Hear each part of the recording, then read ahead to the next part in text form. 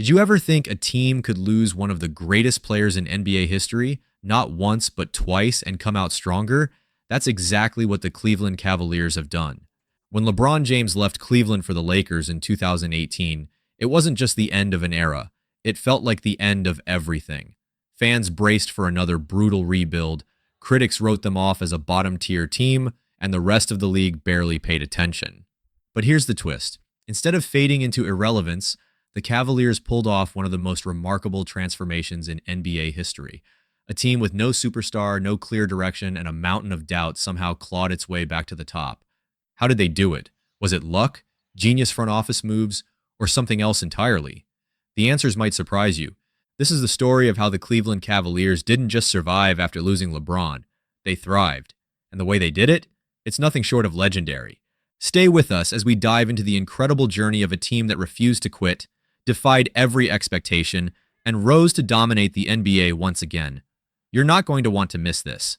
When LeBron James packed his bags for Los Angeles in the summer of 2018, Cleveland was left in shock. For the second time in less than a decade, their hometown hero was gone. But this time it felt even worse. Sure, the Cavs had seen this movie before. LeBron left in 2010, and the team spiraled into irrelevance, stacking up lottery picks while the losses piled higher and higher. But 2018 was supposed to be different. This time, they had a plan, or so everyone thought. What followed was anything but promising. The roster, a patchwork of fading stars and role players, headlined by Kevin Love, who was given a massive contract extension to stay, an extension that left fans scratching their heads. The rest of the team? Let's just say it wasn't exactly championship material. Colin Sexton, the fiery rookie drafted 8th overall, brought some hope, but he was still unproven. And the veterans, players like J.R. Smith and Tristan Thompson, looked more like they were on vacation than leading a team. The energy was off, the chemistry was worse, and the wins, well, they were nowhere to be found. In just 6 games, head coach Tyronn Lue, yes, the same guy who led Cleveland to its first championship, was fired. 6 games. It didn't matter that he'd been the architect of their most glorious moment. With LeBron gone, it felt like everything he'd built was suddenly worthless. The rest of the season, a slow-motion train wreck. The Cavs finished with just 19 wins, tied for the second worst record in the league. Kevin Love battled injuries, veterans lost interest, and the young core struggled to find its footing. By the time the season ended, Cleveland was once again at rock bottom. But here's the thing about rock bottom. It's the perfect place to start rebuilding. While the 2018-19 season was a disaster on paper, it planted the seeds for something much bigger. And the decisions the Cavs made next would set the stage for one of the most unlikely comebacks in NBA history. What moves did they make? How did they turn hopelessness into hope?